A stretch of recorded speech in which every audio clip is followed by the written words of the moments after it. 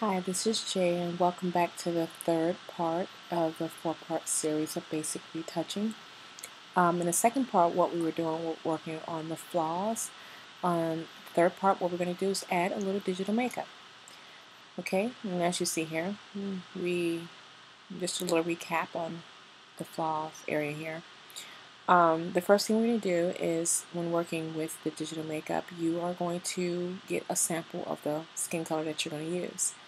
I like to go in between the eyes of the subject, but depending on what you're doing and the purpose of it, you will choose or select your preference.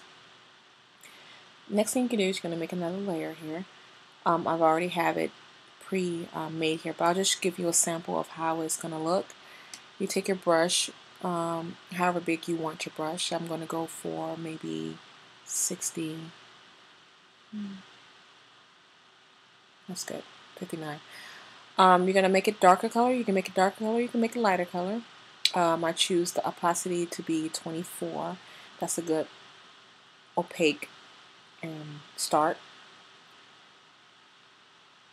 And what we do is we concentrate on these bright spots. And you can see how quick and easy you rid yourself of those pesky highlights on the face.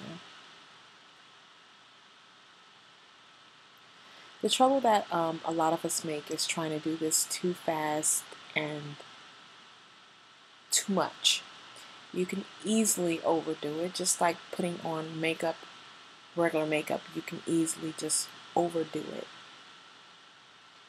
So I'm just going to add just a small layer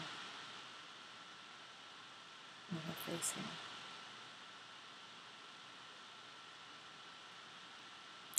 Now, if you add it too much or you feel like it's too much, you can always lower the opacity and build on top of it, which is quick and simple.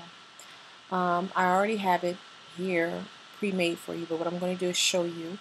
Afterwards, you're going to go to, so if you choose lighter color, you're going to go to the darker color. And the darker color just gives you makes it a little bit darker here, and you just hit the shaded parts. Okay.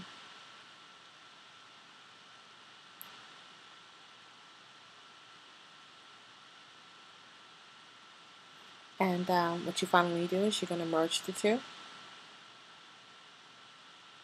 and you can play with the opacity if need be. And you're going to keep on doing this until you get a completely covered layer of the thing. And I already have this here done. What I like to do is I like to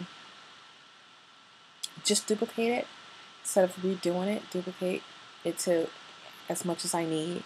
You can see where it's like a little bit much here, but we can always bring it down, and we already have an even, sort of like an even coat on top. So I'm going to merge these two together and merge it down to my flaw layer. Now, for those who are just beginning, you may want to duplicate your flaw layer, put it on the bottom here, so that way you just have an untouched copy. I like to go to the adjustments here and just play around at first with the contrast. And as you can see here, you have already made it more dramatic.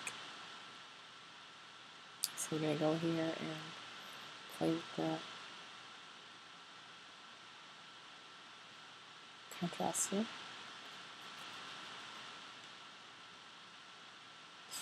Now, yes, it's redundant, but that's why you just only do it so much. You do a little at a time. You're going to go ahead and repeat the same thing that we did before, adding, just perfecting the skin, just trying to make it as smooth as possible, getting rid of whatever that's around. Because once you add the contrast, you definitely want to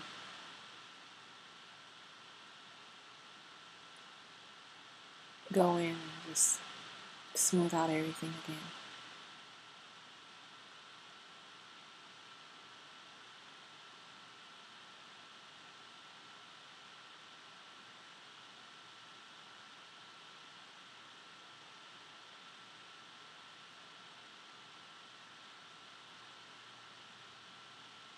You can go ahead and just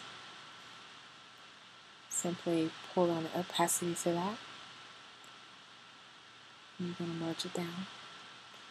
And there you go. That's your digital makeup for right now. You can keep on playing with the contrast, making it darker, making it more fierce, almost just like making her face be the only thing that pop out.